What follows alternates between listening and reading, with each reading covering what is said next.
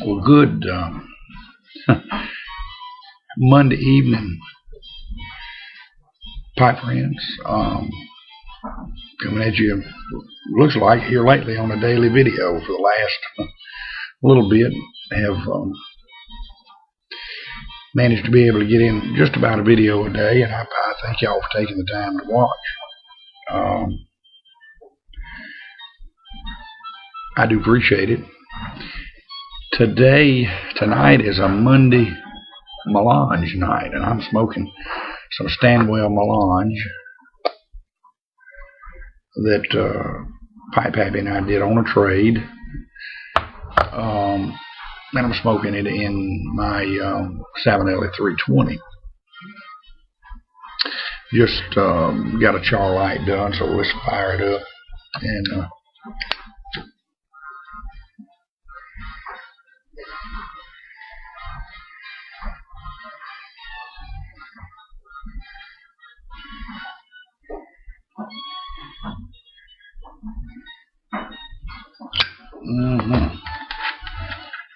that is some good stuff.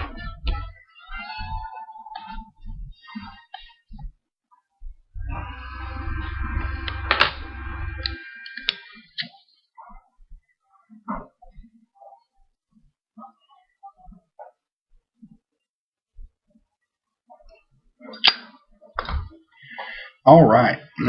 According to Stanwell, this is made up. Well, it says a modern approach to a traditional mixture. Black Cavendish, toasted burley, Oriental, bright Virginia, and bright Virginias are gently mixed with apricot and natural sweetness, soft and mellow with a pleasing aroma and a delicate taste.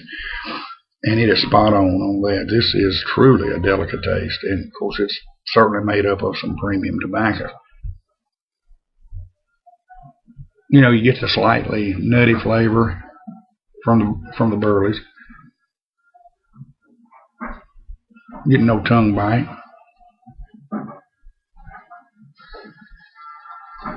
This is the first bowl of it I've had today. I've smoked a couple of bowls out of that 10. Have not gotten any tongue bite as of yet.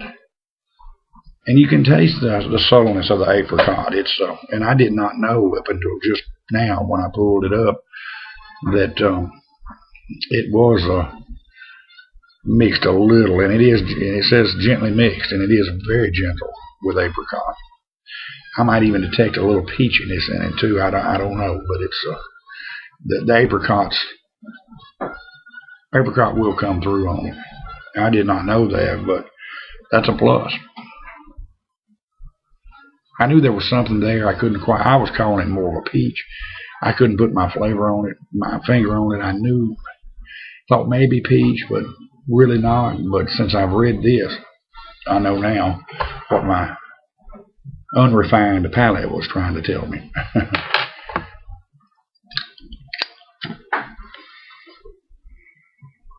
But I'll tell you, after that hectic 2-day loss with the food trailer at the Sweet Potato Festival,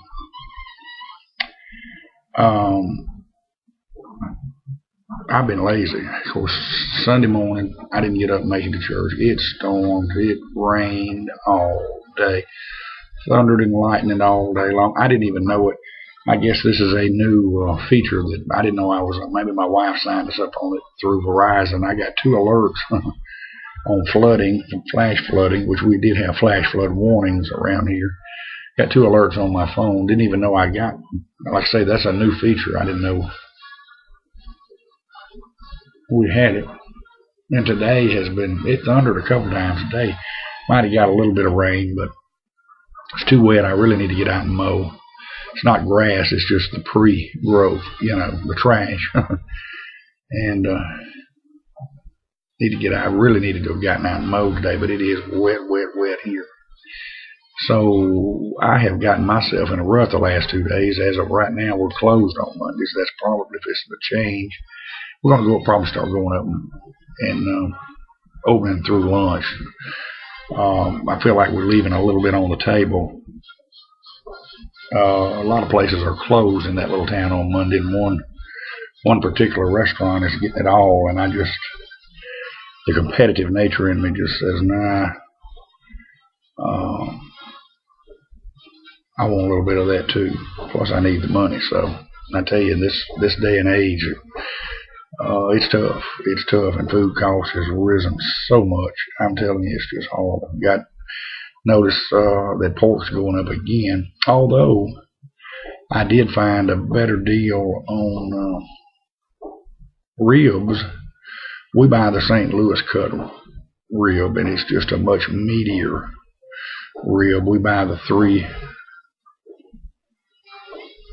Oh shoot, I'm drawing a blank here. There's terminology for the cut, poundage wise, and I better leave that one alone because my feeble mind here lately. I've been drawing blanks. So, but anyhow, we do buy the St. Louis cut, and I had forgotten that they were Hormel, and you know, it's just one of those things. I knew it. I see the invoice. It just didn't click. Had I known that, I would have had them look into something else anyway, because Hormel just sold to a China-based company, and I would just prefer. Of course, I tell you everything now. Hormel owns so many. They sold their pork division, I know, and Hormel is such a large company. It's hard not to do business with them. But sales rep, my wife usually handles turning in the order via phone on Sundays to our sales rep. He has to have the order in on Sundays by 3 o'clock for the truck to ship it to us today. And we're closed on Mondays. We're what's called a key account, and that basically means the driver has a key to the building, and he comes. We've been doing this for years and never had a problem. Several places do that, and they come in, put the groceries up. I like it because they don't put up the dry goods, but the frozen and the refrigerated goods are all put up. So that's just it's less work you got to do. But he told her yesterday, said, I can save you some money on the farmland rib. And she came and asked me about it. It's a big savings, about $60 a case. And we've had farmland before. And this is a quality rib. Hormel had just priced themselves out of the market. Of course, pork has went up. And I said, absolutely, jump on it. Now there's 4. It comes 12 slabs to a case as opposed to 16 on the Hormel. Just pick up a couple extra cases and make up the difference, But all in all, it saved about $60 a case. So, that was a big help because ribs had pounded me hard, and beef brisket is just horrible,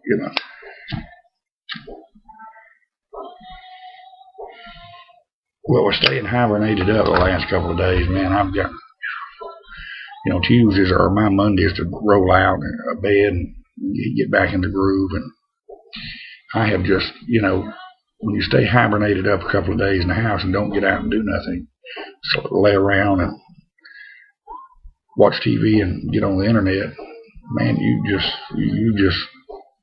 I don't know, it just dulls me. Still too windy to get out on the lake, but I have got to get out there. Going to miss this particular, the bass are on the beds now. The males are guarding the beds. I've got to get out there and mess around and miss it. But it has been so windy. I mean, there's been so many lake advisories and wind advisories. Back in my younger day, I'd get out there in the wind. I'm older, and I would like to believe a little wiser, although sometimes I wonder. But getting out there in a rocking boat is just not kosher for me right now. And even when it's a little bit windy, when you've got to spend all your time trolling and keeping that boat straight, keeping it, you spend all your time trolling and trying to keep the boat positioned, and first thing you know, it's just not fun.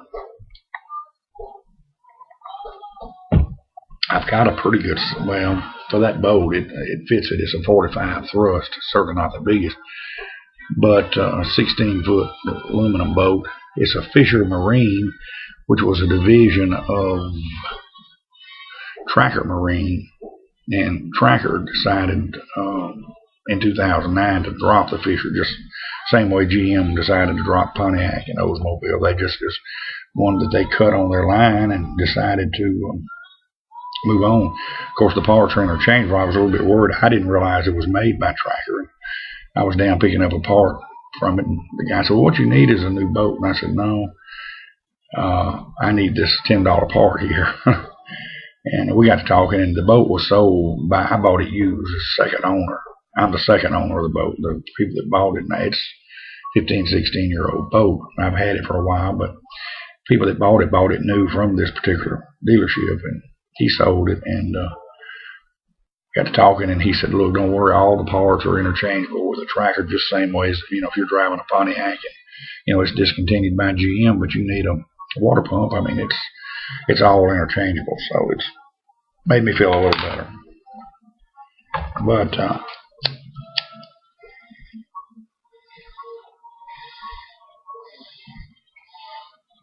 I was watching,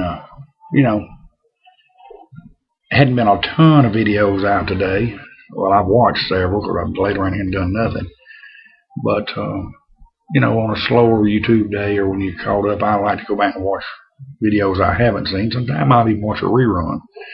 If a guy hadn't put one up, I've seen every one of his, but sometimes I'll go back several months and watch one from several months ago. It's kind of like seeing it over again. It's, you have to watch Andy Griffith rerun, so sometimes I have to watch a Guy Witherspoon rerun if he doesn't download one. But I go back and, like, for instance, Ash and Ember, who used to be Flag 1122, I just started watching his videos, really being a real follower of him in the last 2 or 3 months.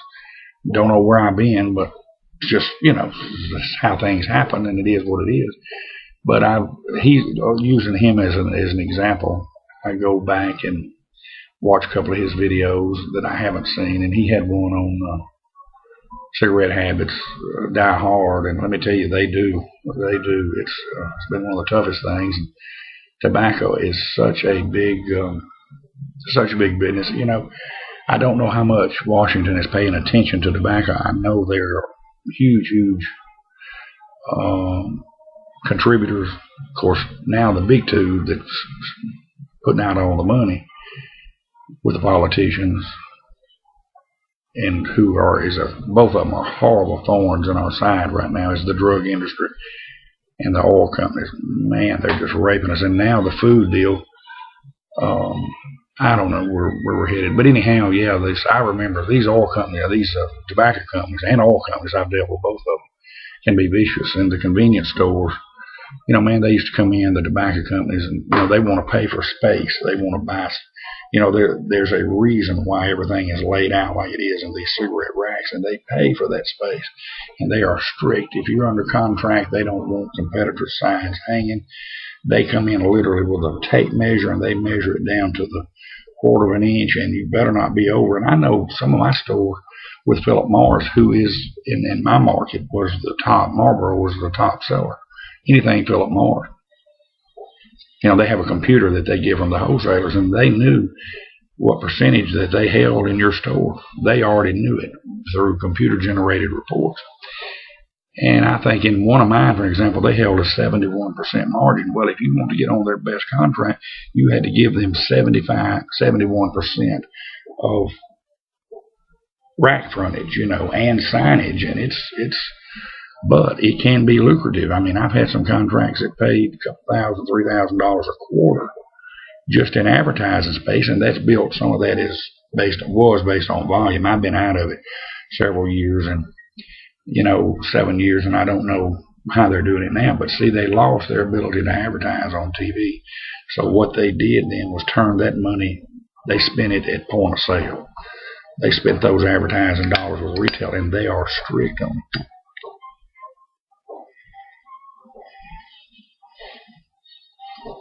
But I did talk to governors today.